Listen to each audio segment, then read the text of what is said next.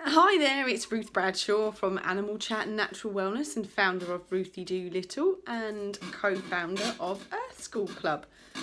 I want to talk to you today about energy and how the universal laws really are starting to unfold really tangibly at the moment. So everything is energy. Everything has energy. Everything is from energy and everything is connected by energy.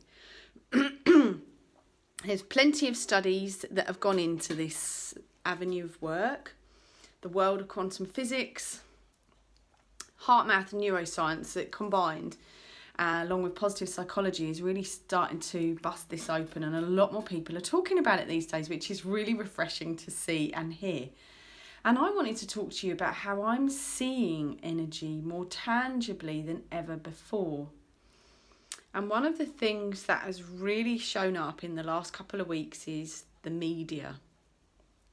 So the law of attraction attracts like to like energy.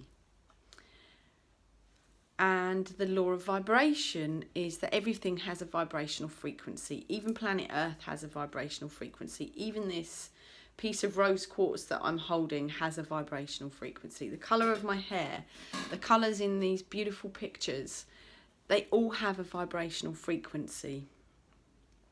And love vibrates at a very high frequency and fear vibrates at a very low frequency. There are millions of frequencies in between them, but ultimately there are two extremes. There's love and there's fear.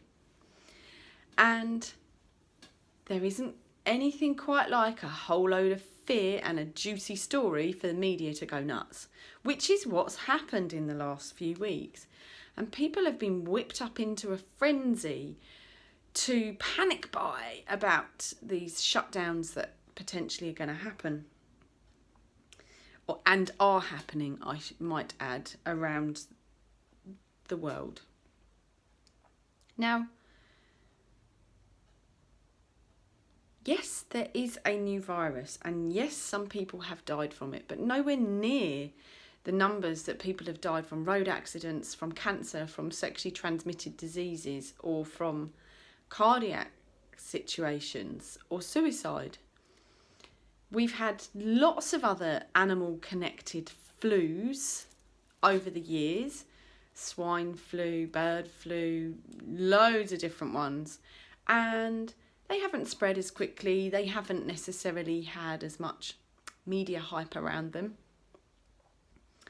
And they've come and they've gone and the world carried on. But this time, things seem different. So what I'm encouraging you to do with your energy is not talk about things from a place of fear. You are safe. The world is at peace, and so am I. Just the media choose to show an aspect of humanity that isn't at peace, and it's gone bananas. The news is on every 15 minutes with these dramatic headlines about the next person who's died, yet thousands of people die every day from starvation, from lack of clean drinking water, from cancer, from sexually transmitted diseases. Think about what you're talking about. We don't know. We've never been through this situation before. It's only in times of war when in the UK people have had food rations, and been under a curfew, so to speak. So we haven't been in this position before, and people don't like uncertainty. They don't know what's going to happen. So in this that you know is an uncertain time, I ask for you to be certain. Certain that this too shall pass. Certain that if your immune system is not compromised, that this too shall pass and you shall remain healthy. If you are on the at risk, so you're over 70, you're ill, you have a cardiac situation or a lung or respiratory condition, then you are more at risk. Anyway, this isn't new news. You're bound to be more at risk of an airborne virus that acts like a cold or a flu. So take the precautions that you would anyway. Wash your hands. Wash your hands after you've been to the toilet. Wash your hands after you've been out. Don't touch your face. Keep your fingers out your nose. Certainly not in your nose and in your mouth, or in your ears or in your mouth. If you have children and somebody's ill, don't go out. If you are ill, don't go out. If you have a sniffle or a cough or the beginnings of a cold, don't go and visit people. We live in a world with modern technology that allows us to reach people via video into their own homes, so you don't need to go there with a bug. We have the internet for food shopping. If a neighbour wants you to pick up some shopping for them, do, but don't go in and cross-contaminate.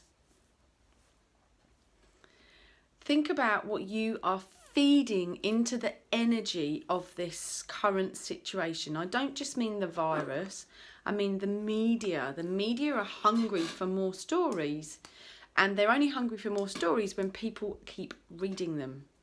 When you keep filling your head every 15 minutes with the energy from the fear that you might die of this virus, you're adding more fear to that virus. You're adding more fear to the energy around the media and making them stronger and more powerful.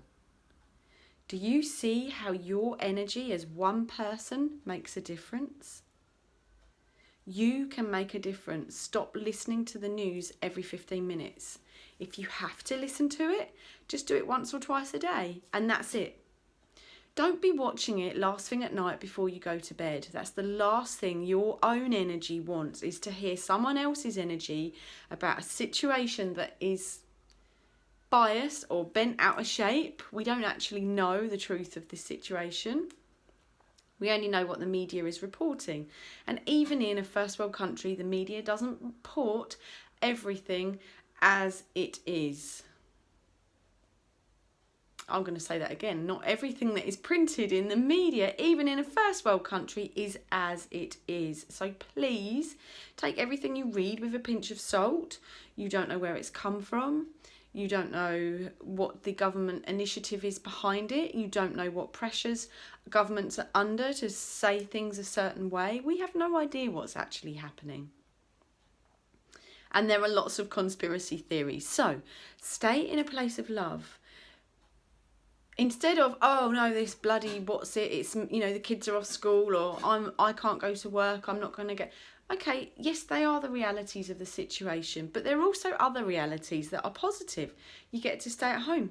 You get to catch up on the jobs that you wanted to do. You get to catch up on the books you want to read. You get to do that home study course you wanted to do. You get to Zoom your girlfriends twice a week instead of meeting up in person, and actually find that it's better because you can all be in your pyjamas and have a pyjama party. Look at the positives and add your positive energy to this situation. Using the law of momentum, the more fear that people add to the fear, the more the hype gets frenzied.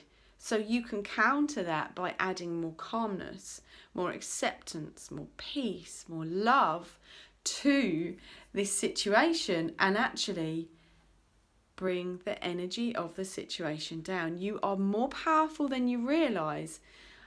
I belong to the One Droplet movement, and one droplet, we are all just one droplet. But collectively we make an enormous, powerful ocean. Stay strong, stay healthy, wash your hands, and keep your vibes really high. Speak to you soon. Bye for now.